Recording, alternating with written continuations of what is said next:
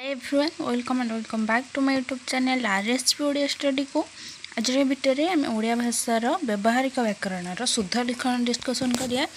पूर्व आम +3 PG UGC neat and other examination बहुत गुड़े सिलेबस कवर करेचे। जो मैंने वीडियो देखी ना मुझे डिस्क्रिप्शन रे लिंक देदेवी आपने देखिपारे। चलते वीडियो स्टार्ट करें। वीडियो स्टार्ट करा पूर्व आप समस्त अनुरोध कि वीडियो शेष पर्यंत देखिए। वीडियोटी पसंद आसिले लाइक करेंगे, कमेंट करेंगे, सांग सहित शेयर करेंगे और चैनल को सब्सक्राइब करने बिल्कुल भी भूलिए नहीं। शुद्ध लिखन एक नंबर क्वेश्चन, शुद्ध भाषा रे लिखा और कहवाई क्यों ज्ञानर आवश्यकता रही।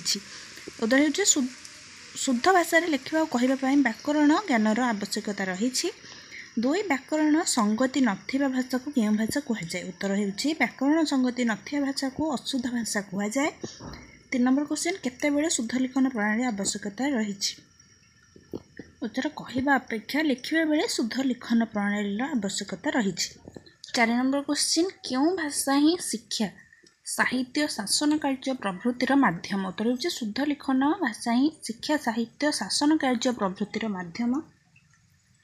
5 नंबर क्वेश्चन, शुद्ध लिखित भाषार अन्य नाम गुड़िक कौन। उत्तर होउछि शुद्ध लिखित भाषार अन्य नाम होउछि मार्जित भाषा बा मानक भाषा, शिष्ट भाषा, साधु भाषा, शुद्ध भाषा इत्यादि। 6 नंबर क्वेश्चन, आमे खाउटी ठीक हेबो कि।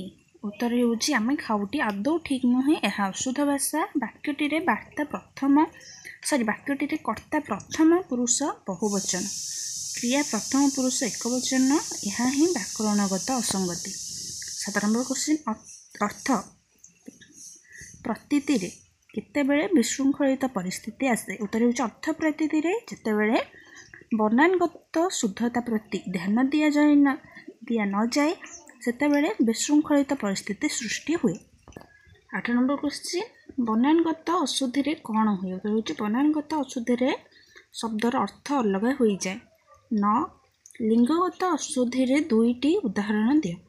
उत्तर होउछि लिंगगत अशुद्धिर 2टी उदाहरण है। 1 अध्यापक अध्यापिका, अध्यापिका होउछि शुद्ध और हर्षिका अध्यापक अध्यापकी, अध्यापिका होउछि शुद्ध। 2 अनाथ अनाथिनी, शुद्ध होउछि यार अनाथा।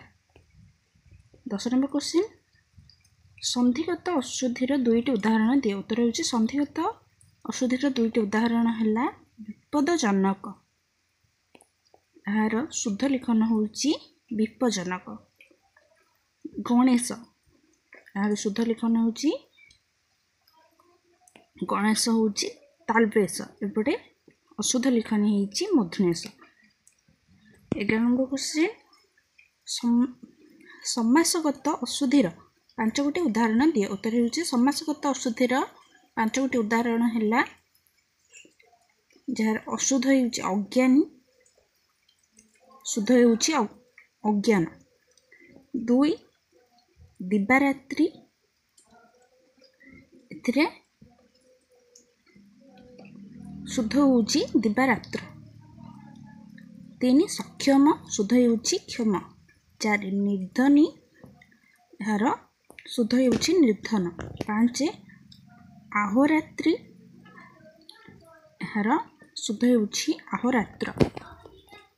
15 नंबर क्वेश्चन, वचनगत अशुद्धि अनेक गुड़िए कथा को शुद्ध करी लिख। उत्तर होउछि वचनगत अशुद्ध अनेक गुड़िए कथा, शुद्ध रूपे हैला अनेक कथा गुड़िए कथा। 13 नंबर क्वेश्चन, अस्तमान कृदंत दासरथी तद्धित शब्द 2टीर शुद्ध रूप कौन है। उत्तर होउछि अस्तमान शुद्ध रूप होउछि अस्तायमान, दासरथीर शुद्ध रूप होउछि दासरथी। दासरथी होउछि शुद्ध होउछि थरे हर्षिका, एते अशुद्ध लिखा जाइछि दास रथी रे थरे दीर्घिकार दिया जाइछि। 14 नंबर क्वेश्चन, विभक्तिगत अशुद्धि संपर्क रे एक वाक्य दर्शाओ। उत्तर होउछि विभक्तिगत अशुद्धिर वाक्य होउछि से पाठ पढ़िबा को गले किंतु एहा हेबो से पाठ पढ़िबा को गले। 15 नंबर क्वेश्चन विशेष और विशेषण शब्द को नहीं दुई गोटी अशुद्धि शब्द रूप दर्शाओ। उत्तर होउछि अशुद्ध होउछि संयमता जार शुद्ध रूप होउछि संयम। सामनासिक यार शुद्ध रूप होउछि षाण्मासिक।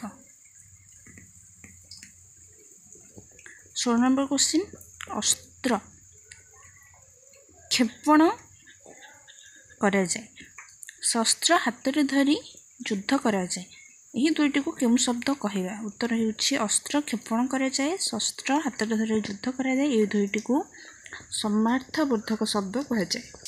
7 नंबर क्वेश्चन 3 गोटी अशुद्धि काव्यर उदाहरण दे शुद्ध रूप दर्शा। उत्तर होउछि 5 गोटी अशुद्धि काव्यर शुद्ध रूप होउछि पोखरी रे गोटे शिशुटे बुड़ीगला। शुद्ध रूप होउछि पोखरी रे शिशुटे किंबा गोटे शिशुटे बुड़ीगला। एठी